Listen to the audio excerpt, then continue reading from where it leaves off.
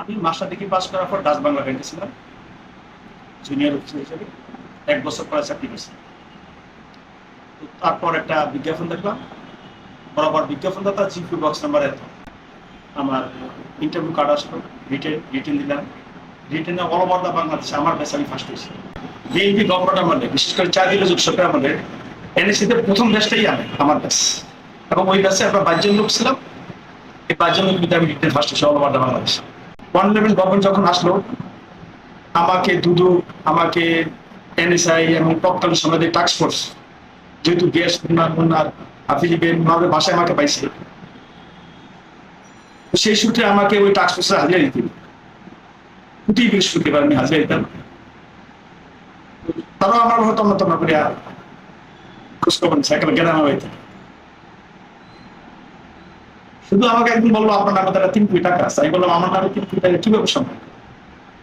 আমি তো 3 কোটি টাকা থাকলে এনএসআই এই 2375 টাকার বেতনে চাকরি করবো কেন? তৃতীয় গ্রেড, তারাও বুঝলো।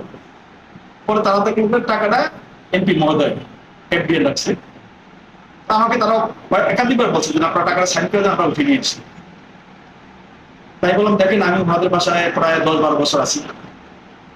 আমি যখন ঢাকাতে কোথাও থাকার জায়গা নাই, খাওয়ার জায়গা নাই, তো সেই মুহূর্তে উনি ওনার বাসা দেখে আমাকে সেন্টার দিচ্ছে, আমাকে খাইতে দিচ্ছে, থাকতে দিচ্ছে, লেখাপড়া করার হেল্প করছে। আমার চাকরি না থাকতে পারে, কিন্তু আমি এই কাজটা করবো না, আমার ওই নৈতিকতা। তাহলে তো আমি 2 নম্বরের টাকা পয়সা কামাই করতাম। দুদুকের একজন উপপরিচালক ছিল ইব্রাহিম স্যার, উনি বোধহয় এখন ডাইরেক্টর। উনি আমার সাক্ষাৎকার নিচ্ছে, আমার পুরো লিখিত এবং সাক্ষাৎকার, ভিডিও সাক্ষাৎকার টাস্ক ফোর্সের আন্ডারে। আমি যে কথাগুলি বলছি, আমার বাল্যকালের লেখাপড়া, কিভাবে আমি হাফিজ বেলফেবিতে ট্যাগ হওয়া, আমার স্কুল লাইফে আমি কে কে আমাকে হেল্প করছে লেখাপড়া করতে গিয়ে, এই সমস্ত স্টেটমেন্ট নেওয়ার পর তারা এগুলি আমার এলাকাতে তদন্ত করছে। তদন্ত করে দেখছে যে টোটাল ঘটনার সাথে এলাকার মানুষের সাক্ষাৎ দেখছে সব ঠিক। তখন তারা আমাকে চাকরিটা ডিস্টার্ব না করে আমাকে মাদারীপুর পাঠিয়ে দেয়। মাদারীপুর 2 বছর চাকরি করার পর আওয়ামী লীগ গভর্নমেন্ট আসলো। আওয়ামী লীগ গভর্নমেন্ট আসার পর প্রথমেই আমার তারা ঢাকা নিয়ে আসলো। আমি যখন ঢাকা আনলো, আমাকে গুলশান ডিভিশন আনলো, এটাকে আমাদের সিটি অ্যাকশন বলা হয়। আমি ওখানে যখন জয়েন করলাম, তৎকালীন সময় আমার উদ্বোধন কর্মকর্তারা, আমি নাম বললাম না, আমার ডিপার্টমেন্ট তাদেরকে ছিলেন, ওই সময় আমি কাদের আন্ডার ছিলাম। তারা সবাই আমাকে ডেকে নিয়ে বললো যে তোমাকে ঢাকা আনছি, তুমি কিভাবে আসলে? তাই বললাম স্যার, আমাকে ঢাকা আনতে আওয়ামী লীগ, আপনারা তো কেউ আনেন না, আপনাদের আতঙ্ক করে না, তোমার কথা সবাই চিনে, তুমি মামু সাহেবের রিলেটিভ, হারিজমি সাহেবের রিলেটিভ, তোমার ওখানে আমরা কোনো ঝামেলা হইলে আমরা তো সমস্যা হবে। তাহলে স্যার, তাহলে আমার আনসার কেন? আমার ডি স্যার কাছে রিপোর্ট করেন যে ওরা আমরা রিসিভ করবো না। ওরা এই কথা শুনে আমাকে কিছু না বলে ওরা আমাকে একটা ওয়াসার ডিউটি দিল, হোটেল গেটের সামনে। কনস্টেবল যে ডিউটি করে এই ডিউটিটা রাখবে, তুমি শুধু ওখানে আসবা, গুলশান ডিভিশনে পারলে আসবা, প্রয়োজন হলে আমরা তোমার কল করবো। আর তুমি আসলে ডিপুটি আমরা তখন ডিপুটিটা ছিল আমাদের একটা ব্রাহ্মণ গাড়ি ছিল, ওই পয়েন্টে পয়েন্টে গিয়ে আমরা রিপোর্ট কালেকশন করেন, আমার গুলশান আসা লাগবে। ইতিমধ্যে হঠাৎ করে একদিন ডক্টর ইউনুস সাহেবের একটা প্রোগ্রাম ছিল ইউনুস সেন্টারে, ইয়ুথ ফোরামের একটা প্রোগ্রাম, ছাত্রদের নিয়ে গ্লোবাল। ওই প্রোগ্রামে আমি গেছি, তো ডক্টর ইউনুস স্যারের সাথে আমার একটা ছবি তুলছে, ছবি তুলে ফেসবুকে দিচ্ছি। ওইটাকে সহজ করে আমাকে বান্ধবন পাঠিয়েছে। আমাকে বললো কালকে সকালে যায় জন্ম। তো আমি যখন অফিসে যোগাযোগ করলাম, দুপুরে আমরা সবাই বললো স্যার ঘটনা কিছুই না, আমরা তো ভালো লোক, আমরা সবাই জানি, বাট আমি ডক্টর ইউনুসের লোক, ডক্টর ইউনুসকে প্রধানমন্ত্রী কিন্তু দেখতে পাই না। ডক্টর ইউনুসের পক্ষে কথা বলতে গিয়া আবুল মাল আবুল ভুই তৎকালীন অর্থমন্ত্রী, সেই তো নাকারে শুনে খেতেছে প্রধানমন্ত্রী। গভর্নমেন্টের কোনো মন্ত্রী মিনিস্টার ডক্টর ইউনুসের ফেভার নিলে সেখানে তার মন্ত্রী থাকে না, আপনি এনএসএ চাকরি ডক্টর ইউনুসের পক্ষে ফেলতেছে। এমনি আমি নিয়ে ঝামেলা, আমি কেউ দেখতে পারে না, পারলে আমি গলাটি ফেমারিয়া থাকে। পদ্মার একটা কথা বলার পর আমি তার কিছু বললাম না, আমি বান্দরবান জয়েন করলাম। তো বান্দরবানে জয়েন করার বান্দরবানের যে আমার জয়নিং বা জেলা কর্মকর্তা, সেও আমাকে নিয়ে বিব্রত। এটা লুকোচুরি ব্যাপার অবস্থা। এভাবেই গত 20 বছর আমার এনএসিতে একটা প্রমোশন হয় না।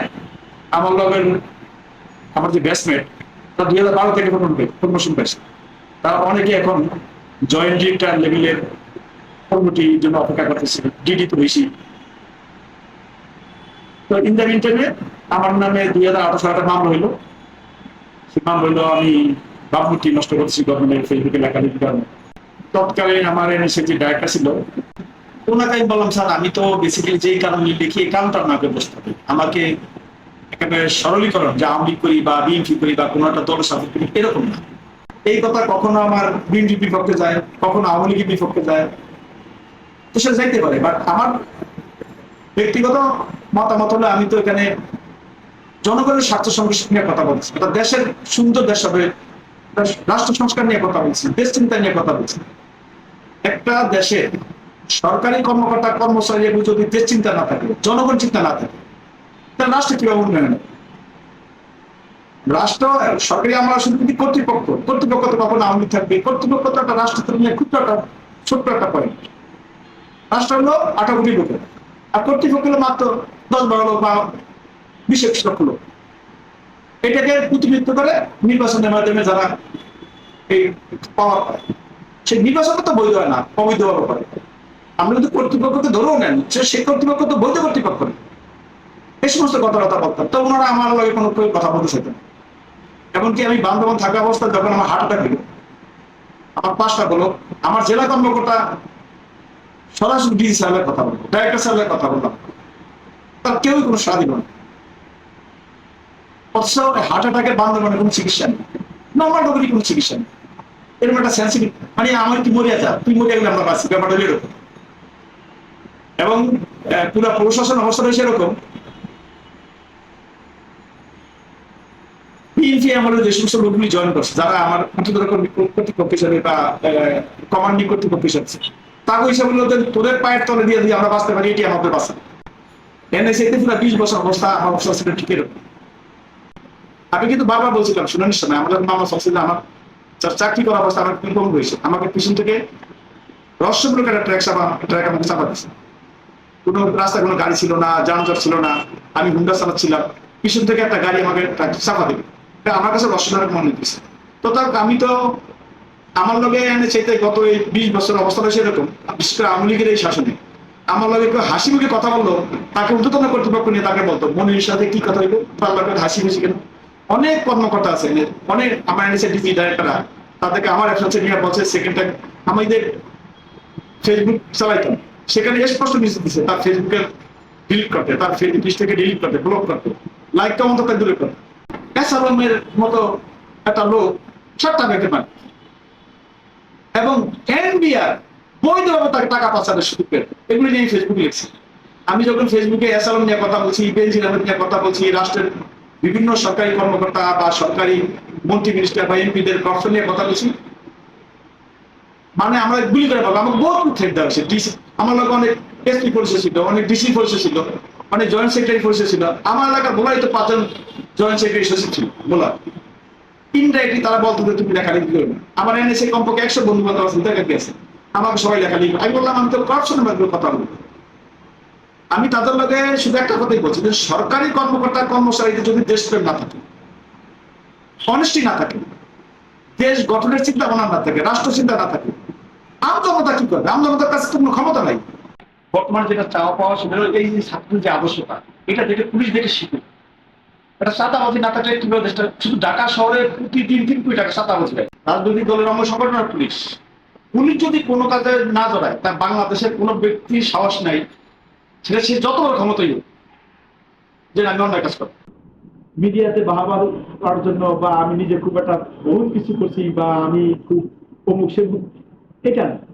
আমি আমাকে জাস্টিফাই করি শুধু এটুকু হিসাবে যে প্রত্যেকটা ব্যক্তির ভিতরে একটা বোধ তৈরি হয় আখেরাতে হিসাবে, আর আমরা রাষ্ট্রের কাছে ঋণী শিক্ষিত লোক, এই 2টা জিনিস, তাহলেই দেশটা সুন্দর হবে।